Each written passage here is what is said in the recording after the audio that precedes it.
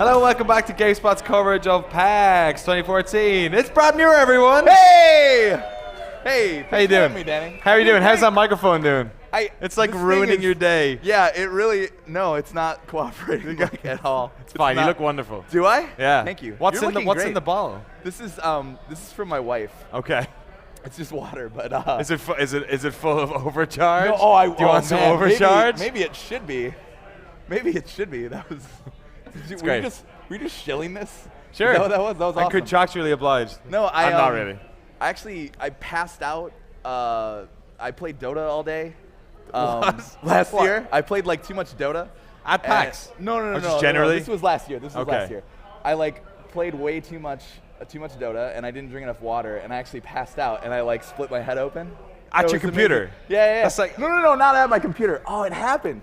I knew it was gonna happen.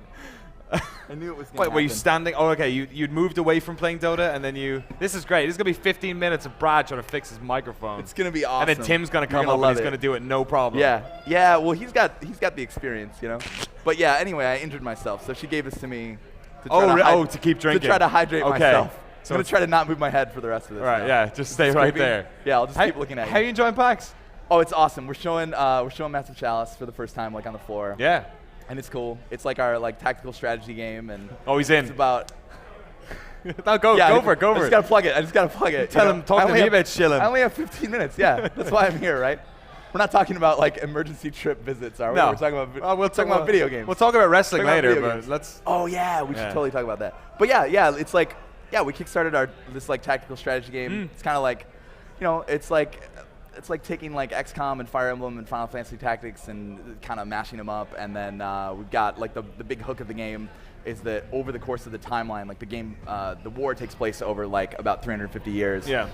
And the tactical battles take place about every 10 years, and in between those fights, all of your heroes are going to age. And then eventually they're going to pass away. So what you need to do is marry them together so that you start these bloodlines, and then they have kids, and then those kids grow up to be your heroes in the next generation. It's cool. It's kind of like a Rogue Legacy mixed with Forever War. Have you ever read that? Definitely. I have never read that, no. That was pretty cool. But thanks for dropping a reference that I'm not aware of, and now it makes me look like a huge jerk. That's great. Yeah, you can see the XCOM influence. Definitely. Sure. Yeah.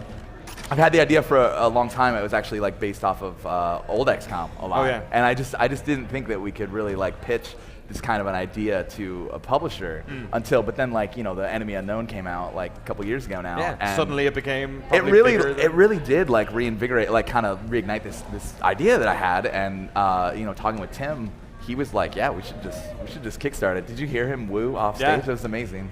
I can't move my head to look at him, or else my microphone's gonna fall off again. So I don't want to do that. Him. But I can definitely. Is it him? It's him. I know it's him. I know that. Schaefer. I know that. Woo! Anywhere. That's what it is. I just heard it again. Did he just cheer for his own name? Yeah. No. He's. He usually does just cheer for his own name. That's actually. Yeah.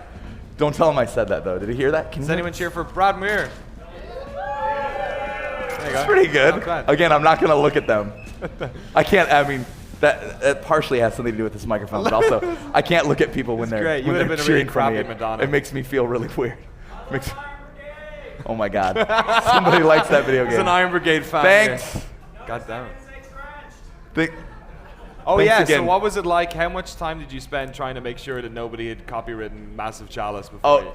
I actually some Portuguese board game. I was really nervous about it. I didn't have a name for it when I pitched it to Tim, and he was the one that came up with the idea. And it's such a ridiculous name. Yeah, it's the best. I love it. And yeah, it's just I like how ridiculous and silly it is. And yeah, nobody had that thing. Why is it called Massive Chalice? Is that why you called it that? Because you're there's no possible way. There's no possible way there's a board game in another country named Massive Chalice. There's no possible way. So hopefully there isn't. If there is. No, we did check. I think we checked. Did we check? Yeah, we totally checked. Tim just gave me the. We totally checked. Much more important things happening at PAX though. Let's be honest. The Royal Rumble is on. Yes, it's on Sunday. Sunday morning, 10 a.m. Bright and early. Yeah, I don't know why. I feel like they're probably worried about it being later. But yeah, I cut this promo video. Yeah, we've got. And John Drake has made me so angry. Was Tim okay with John Drake makes me angry. Was Tim okay with you representing Double Fine as the colon destroyer? I didn't. You know what? I didn't even talk to him about it. Did he I not just know? Did it? Yeah. But this is really John Drake, like, just pushing me to the edge. You're gonna see Sunday. You're gonna see a man pushed to the edge, and what happens to him. Who's your biggest beef with? Oh, Drake easily. Oh, yeah? Yeah. Nobody else. I mean, everyone's got like beef I with do Drake? feel like Reichert and Gersman have, like, they're bringing the experience. Yeah. They're bringing the experience, and I dusted off my copy of WrestleMania 2000. I was, we were bringing Massive Chalice. I was like so busy trying to prep that thing and get it ready and whatever. I didn't have a chance to practice. I put it in the machine, got my N64 out, played it a little bit. I've played a lot of that game in the past. Turns out I am terrible at that game now. I've like completely forgotten how to play it. We played last night at about 2 a.m. in Dan's room. It's How was it? And he's like, he's not a great video game. He's probably like an idiot savant at that game, right? He won. That's what I imagine. He won with Devon Dudley. Yeah. See, that's like I'm gonna hopefully just put up a good showing and take Drake out of it. That's really my. Is that not really a problem? Like that you're like butting heads now with one of Sony's most important. Oh, it's fine. We're bringing Massive Chalice to the Xbox One.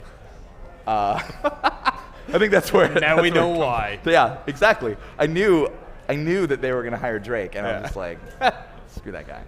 But scorch the earth. Yeah, I'm excited. I'm excited for that thing. It's gonna be ridiculous. What about the rest of PAX? You've been here a couple of times, I'm assuming. Yeah. I totally love it. It's awesome because I feel like working in game dev, you're pretty like insulated. It's like you're just working on this thing. I mean, Massive Chalice has been a little bit different. Like, this is the first like Kickstarter thing that I've worked on, so it's been really cool working with the community the whole time. But yeah, you saw a little bit like those Evolve guys were sitting here. Yeah. Great beards, by the way. Oh yeah. I need to start growing this thing out. Just like that beard combo they had on this couch was ridiculous. But those guys, like when we were working on Brutal Legend, it was a very similar thing. You go underground and you're just like, you don't get to tell anybody about the game you're working on, and you're working on it for years, and you just like, you don't know if it's good or if anybody's gonna care or whatever. But then you bring it to a show like this, and like, it's amazing. Like, you're actually exposed to the people that, the whole reason why you're doing it. You're actually like making the game so that people can play it and hopefully enjoy it and stuff. And you see gamers show up and like be really excited. There's so much negativity on the internet that it's like, it's really cool to like see people face to face and like interact with them and whatever. And this is like so great. Such a great boost for me and the guys on the team. Like, just to show up, meet the people like from the forums in person and stuff. People that I'm like watching our streams and they're like all super up on the game. Like, I've barely had to explain it to some of the people that come up and want to play it because they've been just following the development. It's awesome. But yeah, it's just really cool to like get that. It's really invigorating. Yeah, it's like a palate cleanser or something. It's so awesome because you see them, you see them face to face and you're really talking about it and talking about what they like about it and getting their feedback like directly. It's a really powerful thing. It's awesome. It's always a big shot in the arm for morale and just like being excited about what we're doing.